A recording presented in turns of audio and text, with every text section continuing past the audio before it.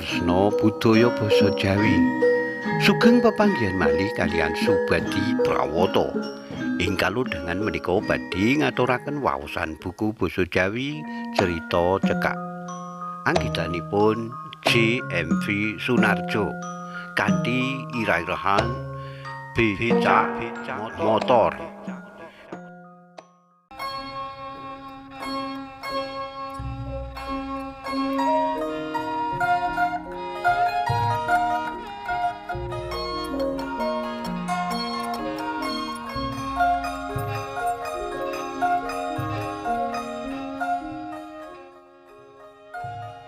Kaya adat saben sawise reresik awak ing pakiwan nuli menyang meja makan.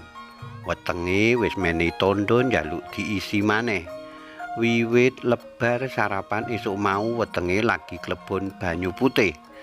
Arep njajan isih pikir-pikir. Yen karo dienggo jajan barang apa oleh-olehane becak sekesuk bisa kanggo nutup kebutuhan keluarga sedina.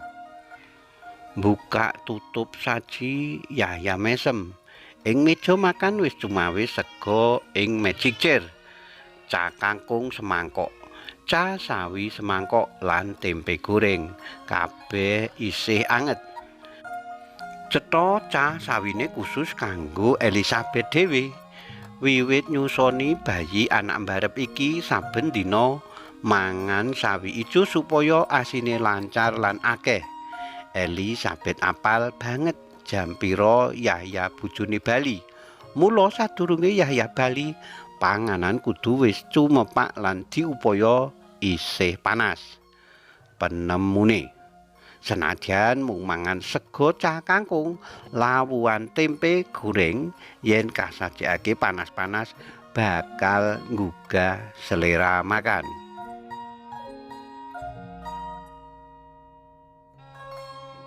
Krungu kluthak-kluthik ing meja makan. Elizabeth karo isih nggendong bayine umur 5 sasi mara karo kandha. Pangapurane yen menu wingi jangan asem kangkung, lawuh greh layur. Dina iki cah kangkung lawuh tempe goreng, tempe lan bumbu tuku nyang bakul janganan sing liwat ngarep omah. Dene kangkung lan lomboke medhik tanduranmu dhewe ing mburi omah. Yahya mesem. Atine lega. Dina iki isih bisa mangan senajan mung sega karo ca kangkung, lawuhan tempe goreng. Yahya nuli wangsulan. Sing kudune njaluk pangapura iku mestine aku. Merga minangka kepala keluarga, aku durung bisa nyenengake sliramu senajan mung mujudake pangan 4 sehat 5 sempurna. Lan sing luwih dak kuwatirake iku bayi kita iki. Yen kahanane isih kaya ngene, bisa-bisa kang kurang gizi. Pertumbuhan jiwa ragane bisa keganggu. Sawise ndedonga atur panuwun marang Gusti Allah, dina iki isih diparingi rejeki. Yahya ngerahapi mangane senajan mung karo cah kangkung tempe goreng. Elizabeth ing sandinge mangku bayine uga ngerahapi sega putih ca sawi. Wiwit pandemi Covid-19 akeh karyawan pabrik kena PHK. Klebu Yahya lan Elizabeth sing maune nyambut gawe ning swalayan isih bejo merga maune kulino urip prasaja gemi setiti sregep nyelengi duit celengan ing bank lan ngedol sepeda motore dienggo tuku becak motor sing saiki dadi sarana golek pangupa jiwa. Kejaba iku becak motore uga kanggo transportasi keluarga. Kanthi sabar lan tekad sing gedhe. Minangka kepala keluarga sing duwe kewajiban nafkahi nyukupi kebutuhan keluarga. Ora ana rasa isin setitik-setitik keliling kutha nawake jasa dadi tukang becak. Iki mau ana rejeki rada akeh Mengko mulai becak dak tuku susu daging sapi supaya asimu lancar. Kandhane Yahya sawise ngulu pulukan pungkasan. Matur nuwun kawigatenmu sing luwih marang aku lan bayi kita. Wangsulane Elizabeth mongkok atine.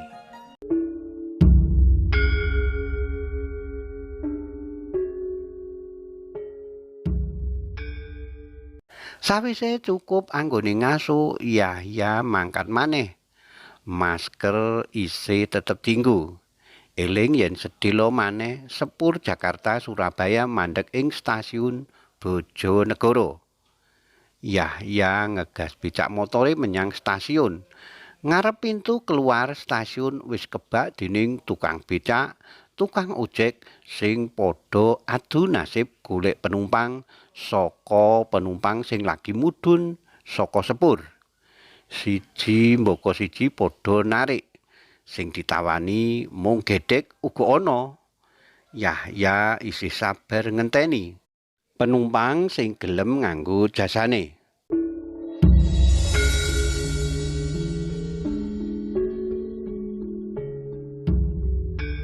Ana sawene wadon muda nggeret tas karo nuntun bocah wadon udakara umur 5 taun sing sajake anake.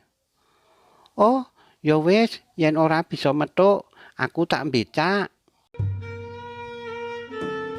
Keprungu suarane mangsuli telepon. Dilala kersaning Allah. Wadon muda mau marani dununge Yahya. "Teng pangsut radi pojok cedhak tanggul nggih. Pinten?" "Oh, monggo saparinge mawon," wangsulane Yahya karo nutup payon becak. Nanging calon penumpang mau ora enggal numpak, malah nyawang Yahya karo takon. Amit Mas, yen ora kleru jenengan Lak Yahya kanca sekelasku ning SMA mbiyen. Senajan nganggo masker ora pangkling aku." Mesti wae sing dipathak ngono mau kaget. Yahya mandeng sing ngaku kancane iki kanthi permana. Pangkling tenan. Apa maneh nganggo masker. "Heh, kok malah temengengen, aku rini," kandhane karo buka masker. Yahya saiki eling yen calon penumpange pancen tau dadi kancane ing SMA mbiyen. Yahya malah rikuh. Untung Rini lan anake enggal numpak. Yahya agi-agi ngunggahake tase Rini ing bancikan becak. "Payone dibuka wae supaya awake dhewe bisa ngomong. Suwe ora ketemu," ujare Rini. Yahya manut.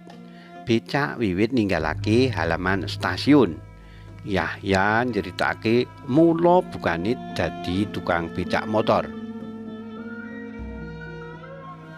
"Kari nglakoni rit, sing penting halal lan bisa nyukupi butuhe keluarga." "Lah kakunge?" Bojoku camat luar kota." "Oh, melu seneng.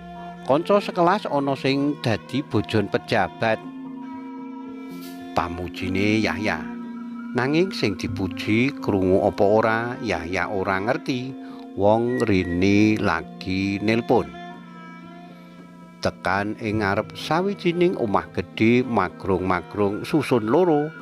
Rini obo mandeg banjur ngulungi dhuwit 2 lembar atusan ewon. "Wah, kakean iki."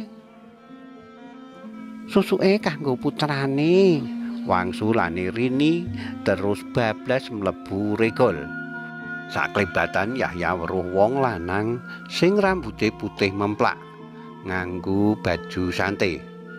Apa wong lanang mau bojone Rini utawa bapake? Yahya ora pati peduli. Sing diketuni durung ngaturake panuwun, regol wis dikunci saka njero. Becak motor disetater maneh. bablas ngidul ngetem ing Taman Rajekwesi kanthi pengarep-arep entuk penumpang maneh. Batine muga-muga pademi iki enggal mungkur supaya ruang gerake anggone golek pangupa jiwa dadi tukang becak motor luwih jembar. Karipta dening JMV Sunarjo. Cariyos menika kapetik saking kalawarti basa Jawa Joko Lodang nomor 51/3 tanggal 22 Maret 2000 selangkung ing Ngayogyakarta. Matur nuwun awit kawigatosanipun saged pepanggihan malih wonten ing cariyos-cariyos sanesipun. Matur nuwun. Nuwun.